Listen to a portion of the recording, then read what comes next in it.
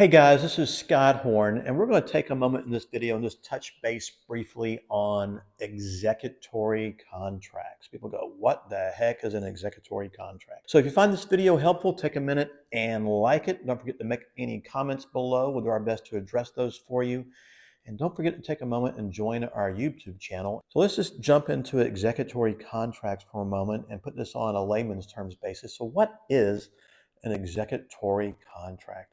It's simply put, I think, it's something to be done in the future. A simple way of explaining it is if, and let's put this in real estate terms, if you give me 100 payments of $1,000, I'll then give you a deed. That's an executory contract, more or less. Now, there are a couple different kinds of executory contracts. There's a contract for sale. Yep, they're executory contracts because you execute a contract to do something in the future. It might be a week or a month or 2 months, whatever it might be, in order to get something back, being a deed to the property and whatever the terms of the contract are along the way. There is a contract for deed, which is something in between legal title and equitable title. Legal title means you have the deed to the property. Equitable title basically means I'm buying the deed to the property. I just don't have it all yet, but I'm getting there in some format. And that's always been a difficult situation to explain what that really means. But it's something in between no title and full title. It's kind of that middle ground somewhere. But basically, the contract for deed is like I just laid out. They usually say that when you make X number of payments or do X number of things, whatever that might be, maybe it's making a year's worth of payments, 2 years of payments, 10 years of payments, then the deed to the property will be conveyed to you. And of course, if you're going to get involved with a contract for deed, that's what it's called here in Texas. They're called land contracts. In other states, they're called agreement of sales, all types of different wording for it, but it's the same thing, only different based upon the state you're in. Make sure you know what the rules and regulations are because they change state by state and sometimes very drastically. For instance, here in the Texas marketplace, an investor can buy a house all day long with a contract for deed and only the contract law governs. But you turn around and try to give an owner occupant a contract for deed, the Texas property code kicks in, and I'm telling you, we lawyers today just suggest stay away from it for a buku reasons that are out there. Now, another type of executory contract is a lease option or just an option agreement, because that is for something to be done in the future. You know, maybe you're leasing the property, you give the buyer the option or the right to buy the house at some time. They give you X dollars now, and then they have the right to perform or that option, you know, whether it's 12, 24 months down the road. Again, you better know what the rules and regulations are in Texas because they're different than most other states are. And then you have a simple installment sales agreement, which is very similar to a contract for deed. And usually I can deal with something like maybe a mobile home that is personal property. It's almost like a car in that instance where you owe a certain number of payments and your lender is going to be holding the title to that property or to that vehicle or that mobile home until such time as you give them all of their payments. That's just how they protect themselves in those transactions along the way. So you've got to know what these kind of things are. And here in Texas, we've got some certain rules just to kind of lay out for a minute. Basically, it says that a lease with an option to buy wherein title is not delivered within 180 days, by the way, that's also a contract for sale, becomes an executory contract. And we want to stay away from that with like the plague. Now, you can get around that if you follow certain rules under the Texas property code. And unfortunately, so many investors don't do that. They don't want to do that, which makes lease options very problematic out beyond a 6-month time frame. What are some of the issues that surround an executory contract? So if I'm buying a home with an executory contract, a contract for deeds, let's just call that what it is, or a land contract, what are things I should be thinking about for a moment? Well, obviously it's what's my down payment, if any, what's my monthly payment? Am I paying taxes and insurance direct, or am I paying it with escrow to the seller? Are we going to be using a loan servicer for that instance? Is there an existing mortgage on the property or not? How is that getting handled? Just like buying a house with full title, utilizing a subject to or a wraparound transaction, you need to know those kind of things. How is insurance handled? Is it going to stay in the seller's name? Am I going to be put on as a party of interest in that instance? Am I going to put it in my name? And of course, I prefer for that to be in my name whenever possible for protection purposes.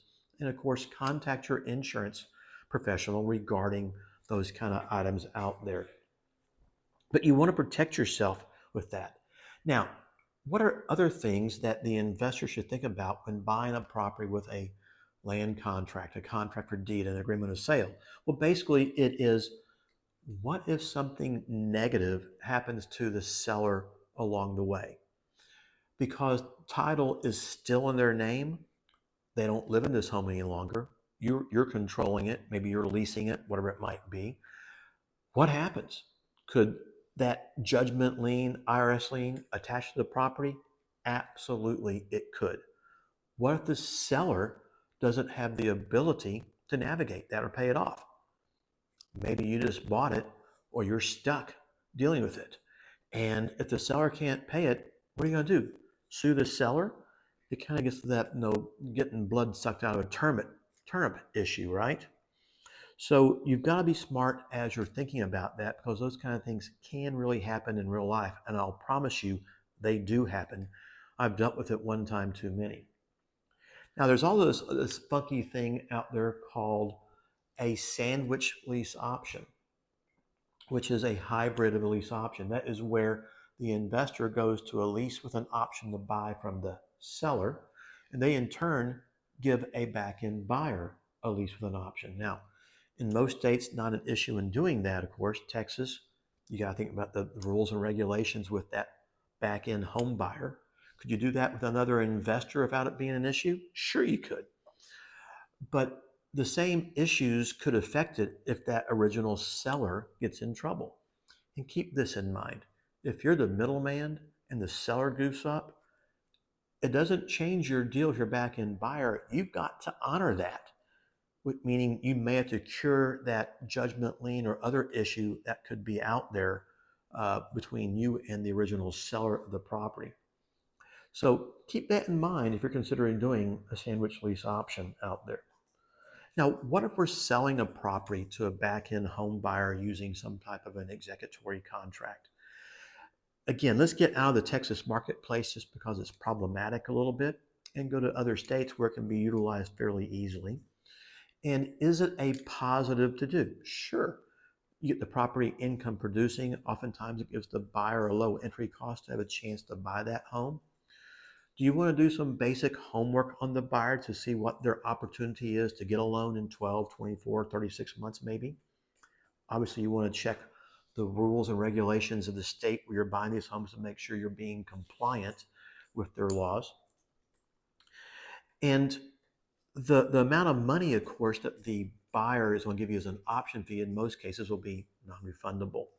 And remember, if that buyer wants to buy that property and they have the ability to do it, you have to be able to deliver ownership to them along the way as per your contract with that buyer. Every deal is different in the marketplace, guys. Every seller is different. When I'm looking at my various options in buying a home out there, I prefer to control the front end from the seller, and I prefer to get ownership of it through a deed, whether it's with a subject to transaction, cash, some type of a seller finance or wraparound mortgage, where I get more control.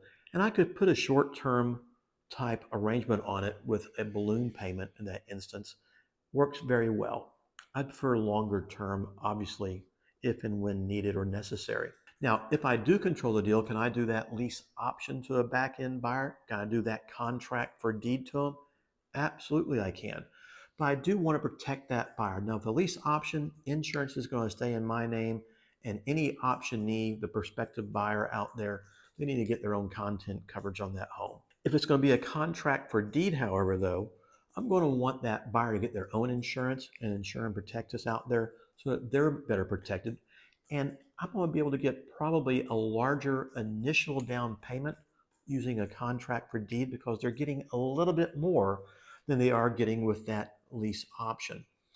And so in all cases, that down payment, that option fee is going to be non-refundable in almost every case. But the deals are always this slightly little bit different. And as I said, every deal is different. Every seller is different. Some sellers just won't do a seller finance transaction. Okay, now you're relegated to a contract for deed or a lease option based upon what your end goal is. Fantastic. Make the deal work. Realize what the risk factors are. Navigate and investigate those things more applicably along the way. Make sure you record your contract for deed.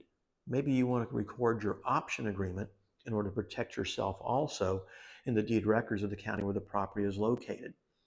But think through these things. Don't just blindly jump into it. Realize that every different level of transactions take on a little bit different risk factor and or more risk factors, whether you're buying or selling a property utilizing an executory contract. So guys, I hope you found this video helpful about executory contracts briefly. If you did take a minute and like it, don't forget to take a moment and join our YouTube channel.